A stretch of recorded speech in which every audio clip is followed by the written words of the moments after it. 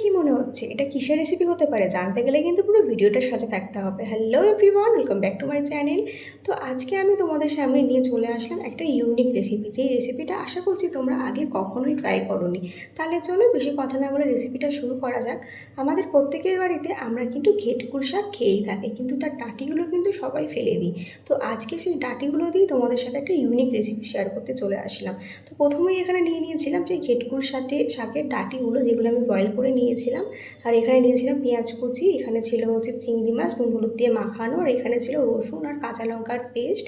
আর এখানে গুঁড়ো মশলার মধ্যে নিয়েছিলাম নুন, চিনি, এখানে ছিল ফোড়নের জন্য কালো জিরে, 1 টিস্পুন হলুদ, 1 টিস্পুন লঙ্কার গুঁড়ো, 1 টিস্পুন ধনে গুঁড়ো, 1 টিস্পুন জিরে গুঁড়ো।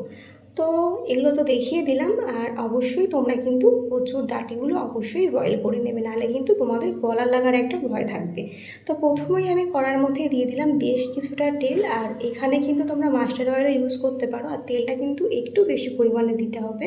তো প্রথমে তেল দেওয়ার পর তার মধ্যে দিয়ে দিলাম ফোড়নে হচ্ছে কালো জিরে, আর তারপর এর মধ্যে দিয়ে দেবো হচ্ছে কুচনো পেঁয়াজগুলো। আর পেঁয়াজগুলো কিন্তু একটু লাল লাল করে ভাজতে হবে। আর তোমরা চাইলে কিন্তু এই পুরো রান্নাটাই মাস্টার্ড অয়েলে করতে পারো, তাতে কিন্তু টেস্টটা আরও বেশি ভালো আসবে। তো যেহেতু আমরা মাস্টার্ড অয়েল অতটা খাই না, তার জন্য কিন্তু আমি এখানে রিফাইন অয়েল ইউজ করেছি। তো দেখো, আর পেঁয়াজটাও কিন্তু তোমরা একটু বেশি পরিমাণে দেবে, তাহলে কিন্তু রান্নাটা খেতে অসাধারণ হবে। তো প্রথমেই পেঁয়াজগুলো আমি একটু লাল লাল করে ব্রাউন করে ভেজে নেব। আর অবশ্যই গ্যাসের ফ্লেমটা কিন্তু অবশ্যই আস্তে রাখবে, কারণ বেশি জোরে দিলে কিন্তু পেঁয়াজটা পুড়ে যাওয়ার চান্স থাকবে, তখন কিন্তু রান্নাটা একদমই বাজে হয়ে যাবে। তো পেঁয়াজটা যখন এরকমভাবে ফ্রাই হয়ে গেছে, তারপরে কিন্তু এর মধ্যে অ্যাড করে দিলাম আগে থেকে নুন হলুদ মাখিয়ে রাখা চিংড়ি মাছগুলো।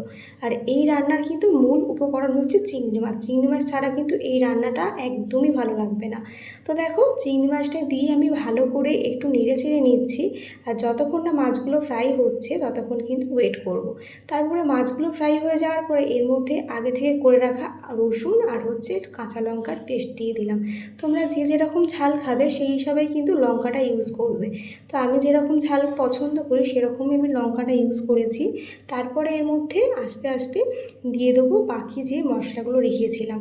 আর অবশ্যই কিন্তু রসুনের একটা কাঁচা গন্ধ যতক্ষণ না যাচ্ছে ততক্ষণ কিন্তু এটাকে ফ্রাই করতে হবে।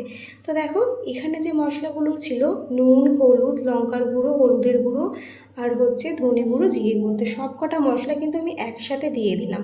তোমরা চাইলে আলাদা আলাদাও দিতে পারো, কিংবা মশলাটা গুঁড়োও দিতে পারো। তো দেখো, মশলাটা কিন্তু অনেকক্ষণ ধরে কষতে হবে, আর গ্যাসের ফ্লেমটা একদমই আস্তে করে।